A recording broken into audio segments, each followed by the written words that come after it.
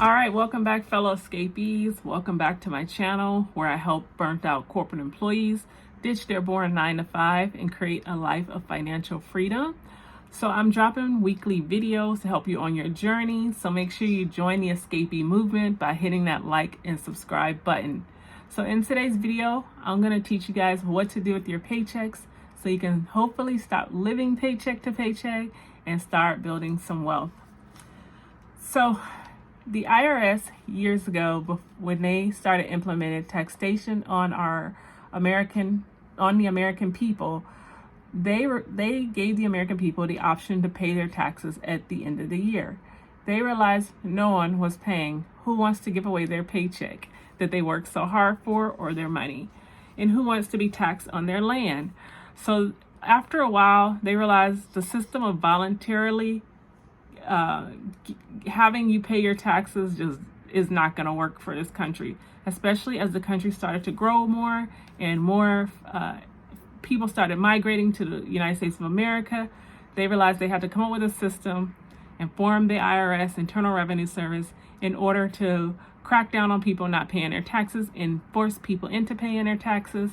And then they also realized they had to start getting employees who had W-2 employers who had W-2 employees to start, mandatorily requesting that they withhold a certain amount of money out of people's paychecks so their taxes would be paid.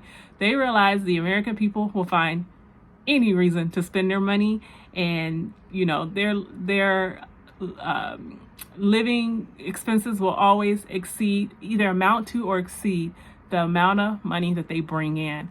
So the reason why I'm telling you guys this about living paycheck to paycheck is to say that if the IRS figure it out, most people cannot handle their money well and will spend everything that they earn. They realize that they have to start taking the money off the top before you ever see the money, before you get to smell the money, before you ever get to touch the money. They are taking your money. So what you got to do is you got to think just like they are thinking. You have to start garnishing your own daggone wages. You have to start taking your money off the top and investing in you.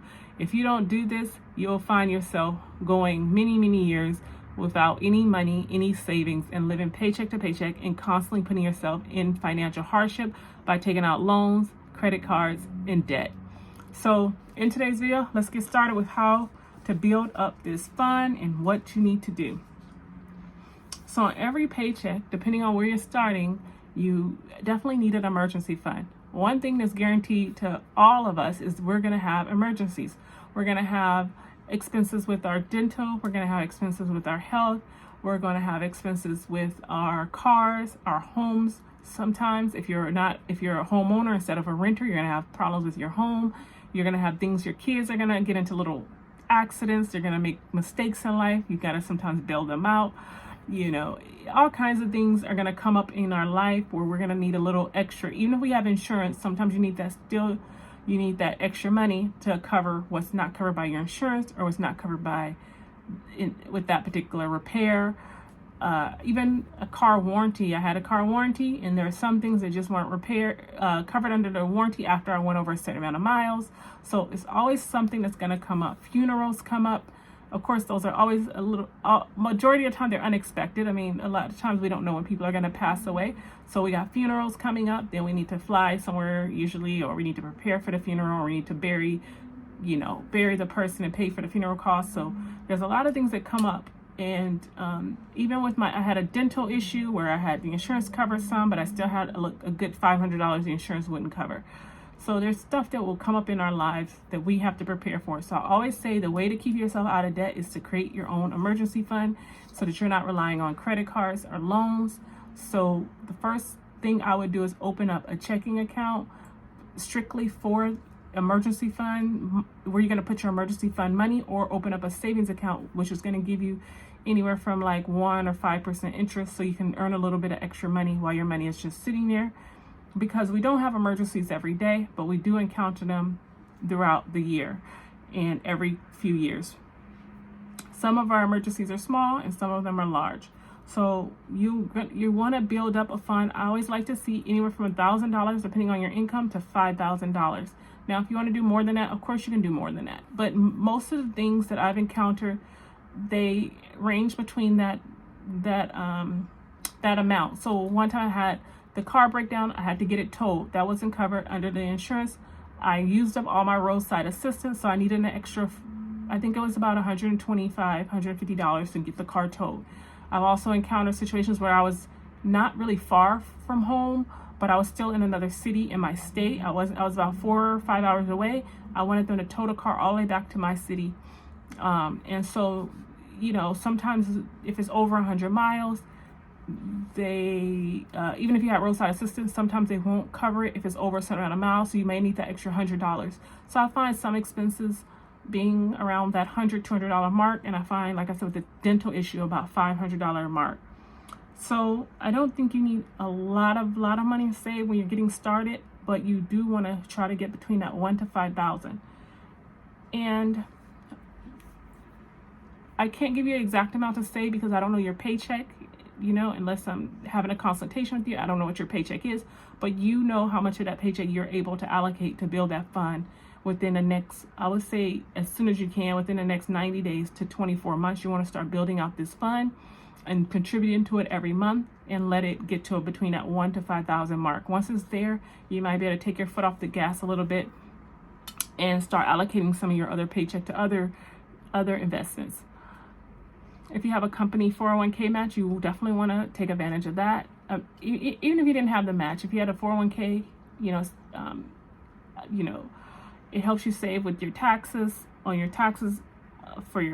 income. So you definitely want to be able to put some money away, and you want to get into the habit of saving. Just like the IRS takes the money out of your check before you get to touch it, you want your employer to take that money out of your check before you get to spend it. So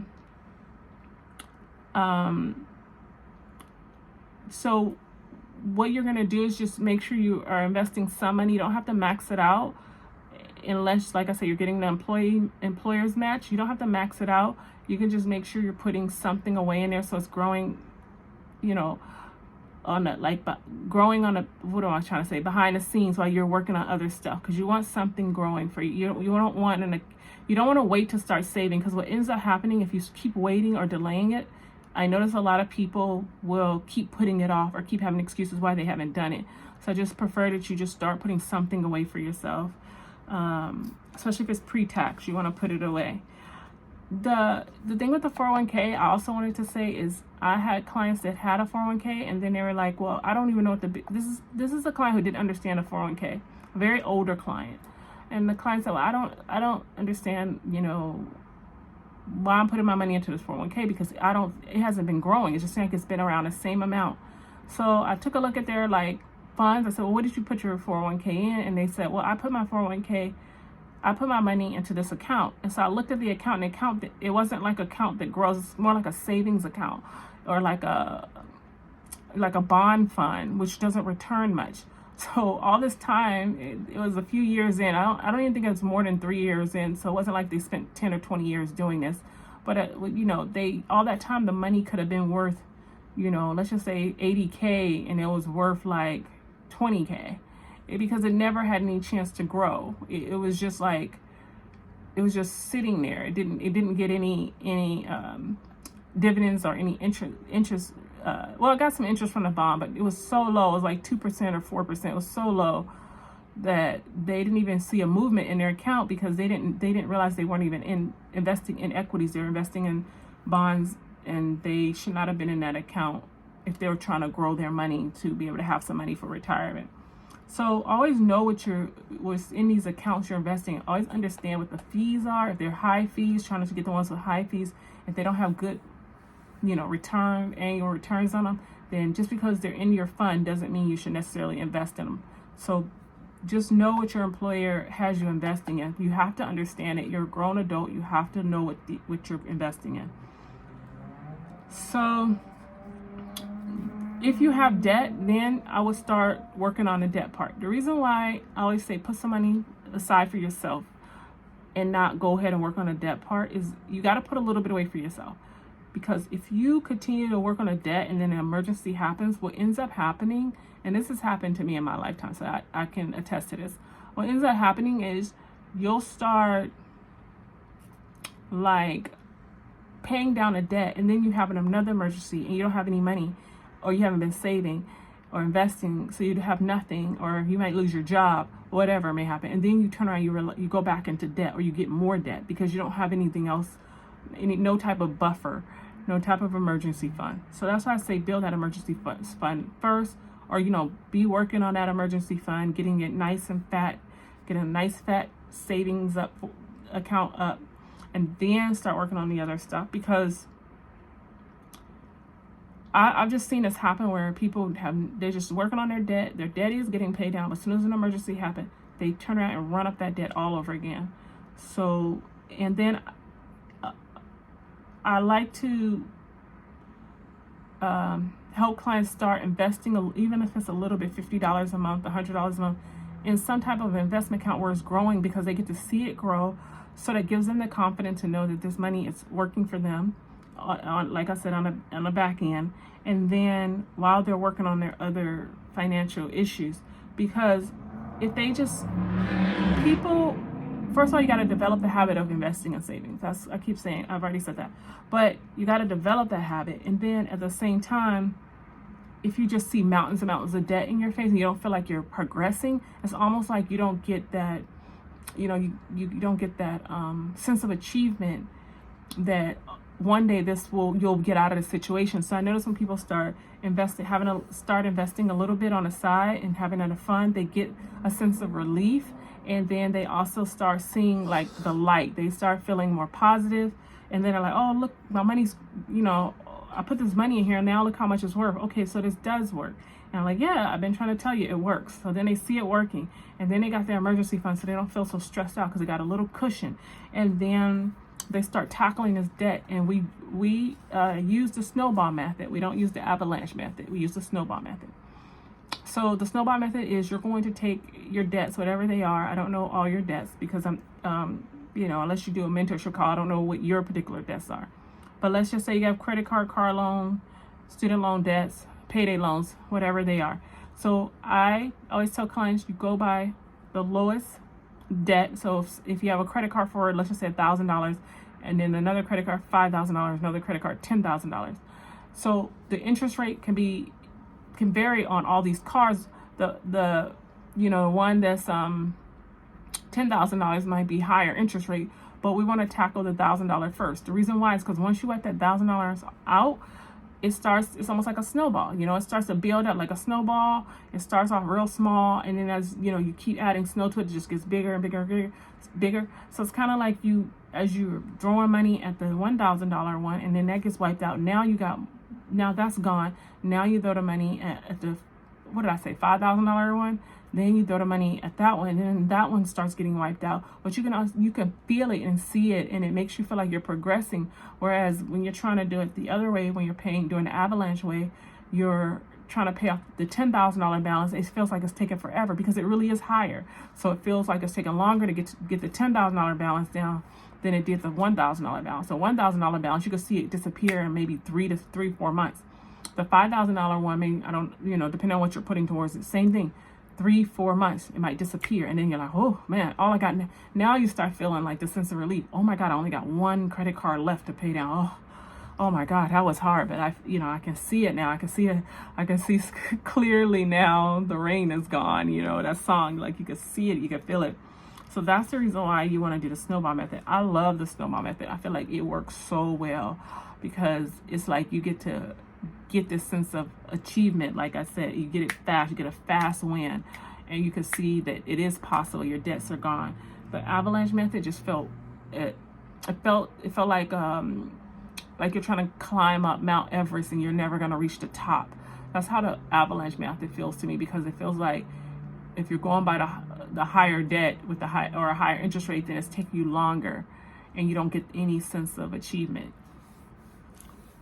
So these are some of the ways you're going to stop living. You're going to wean yourself off of living paycheck to paycheck, because a lot of paycheck to paycheck is caused by two things. It's caused by you either have an income problem or you have an expense problem. So paycheck to paycheck, if you have an income problem, Let's say you're making $9 an hour. Well, we all know in this economy, unless you're a teenager, it's very hard, and live at home with your parents, hardly nobody can live off $9 an hour. So then you're going to have to find a $20, $25 an hour job. Like I said, depending on where you live, it may be higher, and depending on when you see this video, it might be higher. But as of now, of me making this video, you can definitely, get ahead. If you have low expenses, you can definitely get a $20, $25, $30 an hour job and be able to, get off that paycheck to paycheck, living paycheck to paycheck routine. But so you got to solve your income problem.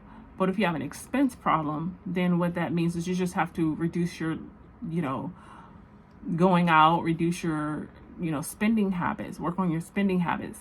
Now, an expense problem is going to be, well, let's say an income problem is going to be a mathematical problem. That's how I view that. An expense problem is going to be a behavioral problem usually, because the expense problem usually means you make enough money to live in the area, wherever you live in the world, you make enough money, but your expenses, you keep buying stuff and burning through all your money that you just don't have any money left. So you just keep raise. It doesn't matter if somebody gave you a raise and you're making 80 grand, 150 grand a year, whatever. You just keep raising your living costs to your income. So you have an expense problem.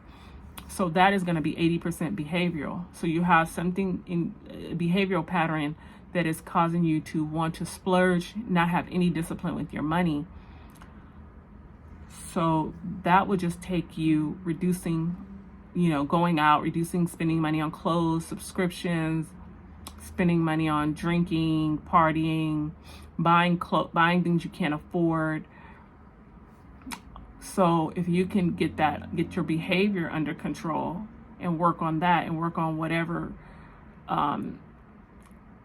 is causing you to want to blow through all your money and not have any discipline, then if you can work on that, then you can usually get yourself off of the paycheck to paycheck routine.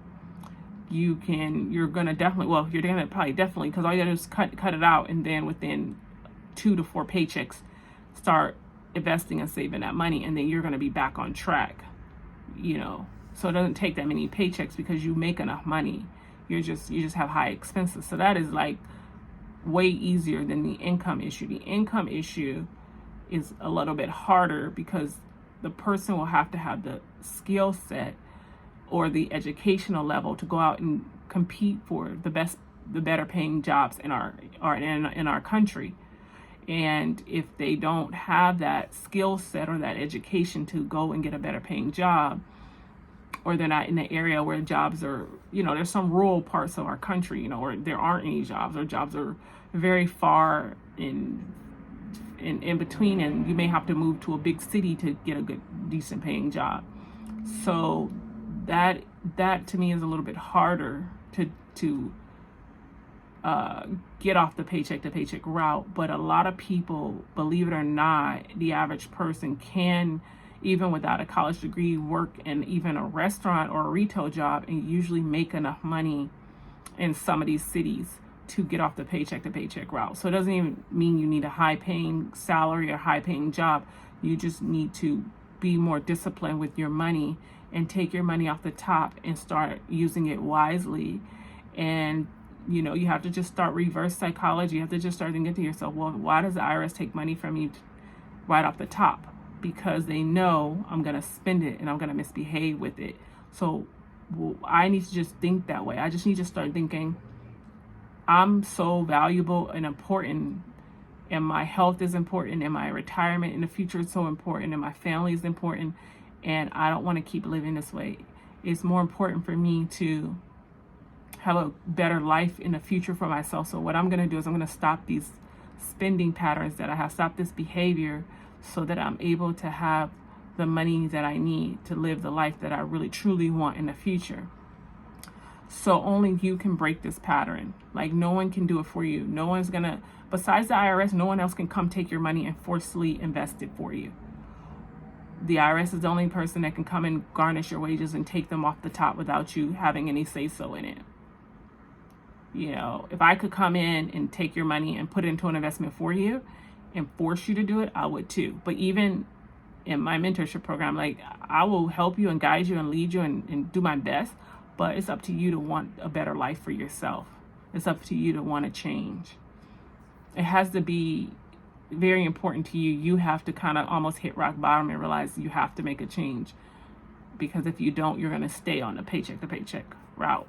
You're going to keep doing the same thing, and then you're going to wake up at 50, 60 years old crying on TikTok like some of these people are doing, telling me, oh, I can't find a job, nobody will hire me because they're doing age discrimination against me, and I wish I had saved all those years I was working.